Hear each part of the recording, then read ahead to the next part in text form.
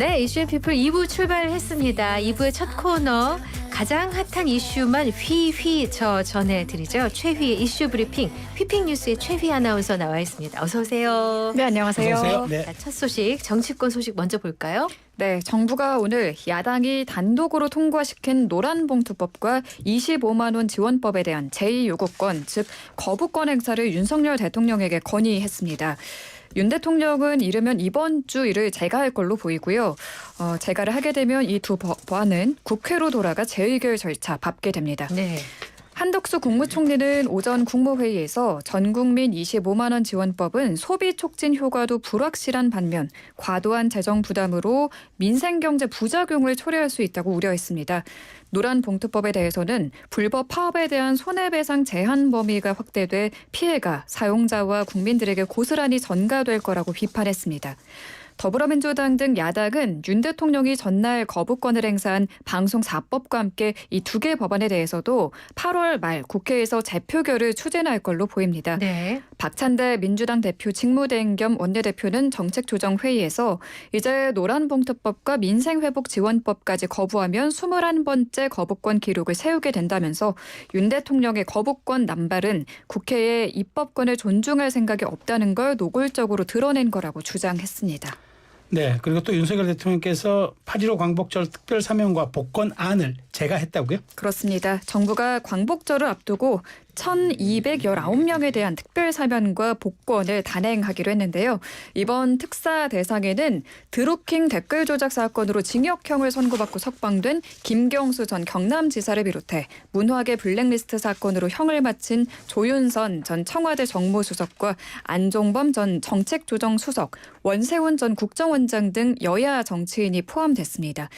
특히 김경수 전 지사는 이번 복권으로 정치활동 재개의 길이 열렸습니다.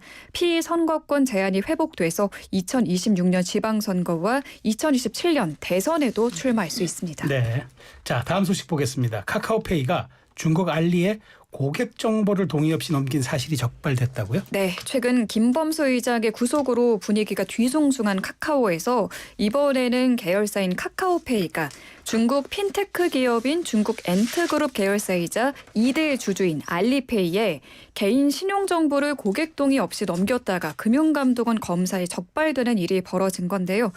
금감원은 카카오페이에 대한 조사에서 이를 적발해 신용정보법 위반 여부 검토 중이고 법 위반 사실이 확인되면 제재할 거라고 밝혔습니다. 말이 안 되는 일인 것 같은데. 어쨌든 카카오페이 측의 입장도 봐야겠죠. 어쩌다가 이렇게 된 건가요? 네, 카카오페이는 애플 앱스토어의 결제 서비스를 제공하기 위해 개인 신용정보를 알리페이에 넘긴 걸로 전해졌습니다. 애플이 결제 업체에 요구하는 고객 데이터를 재가공해야 되는데 알리페이가 이 재가공 업무를 맡으면서 개인 신용정보가 넘어간 겁니다. 신용정보법을 보면 수집된 개인 신용정보를 타인에 제공하려면 당사자 동의를 받아야 합니다. 또 알리페이는 해외 회사라 개인정보 국외 이전 동의도 받아야 하는데요. 네. 카카오페이는 불법적으로 정보를 제공했다는 건 사실이 아니라고 반박했습니다. 네. 앱스토어 결제를 위해 꼭 필요한 정보 이전은 사용자의 동의가 필요 없는 카카오페이, 알리페이, 애플 사이의 업무 위탁 방식을 따른 거라고 해명을 했습니다. 네. 실제로 신용정보법을 보면 개인 신용정보의 처리 위탁으로 정보가 이전되는 경우에는 사용자, 즉 정보 주체의 동의가 요구되지 않는 걸로 규정돼 있습니다. 그렇군요. 네, 사용자의 동의가 필요 없다는 네. 거고요. 네. 카카오페이는 또 향후 조사 과정에서 적법한 절차를 통해 입장을 밝히고 성실하게 소명할 거라고 말했습니다. 네. 불법이 없다고 해명을 하고 있는 건데 그럼에도 불구하고 오늘 카카오페이 주가 급락세입니다. 2분기 영업 손실 73억 원을 기록한 카카오페이가 또 다른 악재와 직면한 아이고. 걸로 보입니다. 네. 저런. 그렇군요. 네. 자, 그리고 이제 파리올림픽 우리 국민의 가슴을 뜨겁게 했던 축제는 끝났지만 풀어야 할 과제가 좀 있죠. 파리올림픽 금메달리스트 안세영 선수 발언과 관련해서 문체부하고 문체부가 배드민턴 협회 조사에 들어갔다고요? 맞습니다. 올림픽이 끝나고 입장을 밝히겠다던 배드민턴 금메달리스트 안세영 선수가 폐회식 직후 침묵을 깼습니다.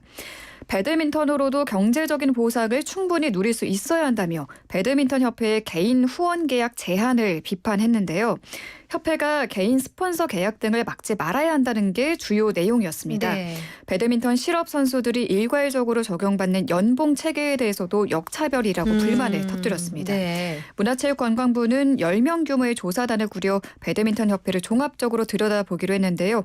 국가대표 선발 과정과 선수 후원 계약 방식 등에서 불합리한 부분이 있는지 살펴보겠다고 밝혔는데요. 유인촌 장관은 배드민턴 협회 하나를 얘기하는 게 아니라 전체적으로 체육 정책을 들여다볼 필요가 있다고 강조했습니다. 네. 근데 안세영 선수가 강조한 것이 경제적인 보상에 대한 부분인데 해외 선수들과 차이가 큰가 봐요. 네, 크더라고요. 네. 안세영 선수는 지난해 연봉과 상금 등으로 9억여 원을 받은 걸로 전해졌는데요. 국제 무대에서 경쟁하는 다른 나라 상위권 랭킹 선수들과 비교하면 훨씬 낮습니다. 아, 그래요. 네, 세계 13위 인도의 푸살라 신두 선수는 매년 100억 원에 달하는 수익을 거둔 걸로 알려졌어요. 어머, 예. 네, 이 인도 선수 지난 시즌 투어 상금만 놓고 보면 54,015달러, 우리 돈 7,409만 원으로 전체 99위 수준에 머물렀는데요. 네. 알고 보니 이 100억 원 가까운 수익 대부분이 광고와 스폰십을 통해 발생했다고 합니다. 이렇게 해외 선수들은 스폰서와 광고 등을 자유롭게 받을 수 있지만 네. 우리나라는 국가대표 선수의 개인 후원을 금지하고 있다고 합니다. 안세영은 광고가 아니더라도 배드민턴으로도 경제적인 보상을 충분히 누릴 수 있다고 생각한다며 스폰서나 계약적인 부분을 막지 말고 많이 풀어줬으면 좋겠다고 밝혔는데요. 네. 배드민턴계에서는 이 안세영의 입장 이해하면서도 비인기 종목 특성상 어쩔 수 없는 측면도 있다고 말합니다. 네. 배드민턴 협회는 공식 후원사로부터 받은 현금과 용품으로 안세영 선수뿐 아니라 선수단 전체를 지원하고 있는데요. 네. 만약 이 후원 계약을 개인적인 차원으로 돌린다면 비인기 선수와 주니어 선수에 대한 지원 규모가 크게 줄어들 수밖에 없다는 거죠. 아니, 그러니까 운영의 묘가 필요한 거죠. 아니, 공식권을 받으면서 조항을 달면 되잖아요. 인기 선수의 비율과 배분 범위를 하면 되는 거지. 이거를 참 우리 선수들은 저 미래로 달려가고 있는데 네. 저희 협회는 저 과거에 계신 것 같아서 그래요. 좀 안타깝습니다. 그 고래를 어항에 두면 그게 되겠습니까? 아, 게다가 네. 스포츠는요. 평생 할 수 있는 직업이 아니잖아요. 그렇죠. 네. 그러니까 그래서 가장 잘할 수 있을 때 확실하게 밀어주는 게 맞을 것 같다는 생각은 저 개인의 생각입니다. 네, 그래서 네. 이 체계의 전반적인 조정이 필요하다는 목소리가 계속 나오고 있습니다. 네, 알겠습니다. 자, 그리고 이 어처구니없고 충격적인 뉴스를 두고도 정말 공분이 일고 있습니다. 정말 뭐 유튜브에서 소개됐다가 이제 논란이 됐던 36주 낙태 영상. 이게 조작이 아니었다면서요? 네, 임신 36주에 낙태했다고 주장한 유튜버의 영상이 조작된 게 아니라 사실인 걸로 경찰 조사 결과 드러났습니다. 네, 경찰은 해당 유튜버와 수술을 해준 병원 원장을 살인 혐의로 입건해서 조사하고 있습니다. 네. 앞서 휘핑 뉴스에서도 전해드렸죠. 지난 6월 한 여성이 임신 36주 차에 낙태 수술을 받았다는 브이로그 영상을 올리면서 세상에 알려지게 됐습니다. 뒤늦게 임신 사실을 알게 돼 낙태 수술을 받았고 수술 비용으로 900만 원이 들었다고 이 여성은 주장했습니다. 네. 지난달 보건복지부의 의뢰를 받고 수사에 착수한 경찰은 영상이 조작되지 않았고 의료 기록 등을 토대로 태아가 현재 살아있지 않다는 걸 확인했습니다. 36주면은 9개월이거든요. 네. 저도 34주에 태어났어요. 네. 이 정도면 인큐베이터에 들어가지 않고 살 수 있는 맞아요. 주스입니다. 네, 예. 나오면 그냥 아기 네. 생활을 할 수 네, 있는 네. 아기입니다. 누리꾼들은 주작이어도 충격이었는데 사실이라니 더 충격이네. 36주 차면 그냥 사람이다. 33주에 제왕절개로 아기 낳았다. 이른 둥이지만 그냥 모든 게 이미 완전한 모습의 사람인데 충격이다 등의 네. 반응을 보이며 분노했습니다. 네. 하지만 이 수술을 한 사실만으로는 유튜버와 병원장을 처벌할 수 없다고 해요. 낙태에 대한 처벌 규정이 2019년 헌법재판소 결정으로 사라졌기 때문이죠. 아니 근데 법은 상식의 최소한이라면서요. 이게 예외 없는 규정이 없으니까 저는 이거 반드시 벌을 받아야 될 것 같아요. 어떻게 생각하세요? 아니 그러니까 지금 다른 말이 죄를 되니까. 적용하고 있잖아요. 그러니까요. 자, 네. 근데 낙태죄 적용은 불가능하다는 그 얘기죠. 맞습니다. 네. 그래서 경찰은 이 낙태죄 대신에 살인 혐의를 입증하는 데 집중하고 있습니다. 태아가 산부의 배 밖에서 살아있다가 의료진에 의해 목숨을 잃었다면 사람을 죽였다고 보고 살인죄를 적용할 수 있기 때문인데요. 태아가 사산된 상태로 나왔는지 아니면 살아있는 상태로 나왔는지 입증이 관건인 겁니다. 네. 하지만 수술 당시 수술실 내부에 CCTV가 없었고 의료기록부에는 태아가 사산, 즉 이미 죽은 태아를 분만한 것으로 적혀 있어서 혐의 입증에 어려움이 따를 걸로 보입니다. 경찰은 수술에 참여한 병원 관계자 등을 불러 조사할 계획이라고 하고요. 대한의사협회는 낙태 수술을 한 의사 회원을 중앙윤리위원회 징계심의에 회부해 엄중히 징계하겠다고 밝혔습니다. 에휴, 그냥 참네. 자, 마지막 소식 가죠. 네. 택배업체들이 내일부터 광복절인 15일까지 이틀간 배송을 멈춥니다. 네. 택배 종사자들의 휴식 보장을 위해 도입된 택배 쉬는 날에 따른 건데요. 아, 네, CJ 대한통운과 한진, 롯데글로벌로지스, 우체국 소포, 로잔택배는 이 14일을 택배 쉬는 날로 정하고 광복절인 15일까지 배송을 하지 않습니다. 네. 그래서 급한 택배가 있거나 신선식품 구매하려는 분들은 이 기간은 택배를 피하시는 게 좋고요. 네. 단 택배사가 아닌 자체 배송망을 활용하는 쿠팡이나 SSG닷컴, 컬리의 배송은 평소대로 이루어지니 이용에 참고하시면 좋겠습니다. 네. 택배 쉬는 날, 이게 2020년에 택배 종사자의 휴식 보장을 위해 도입됐는데요. 업계의 자발적인 합의라서 법적 구속력은 없지만 주요 택배사들은 매년 이 약속을 지켜왔습니다.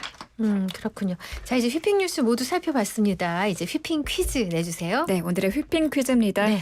정부가 김경수 전 경남지사를 포함한 정치인과 소상공인, 중소기업인 등 1219명에 대해 이것을 단행한다고 밝혔죠. 네. 이것은 무엇일까요?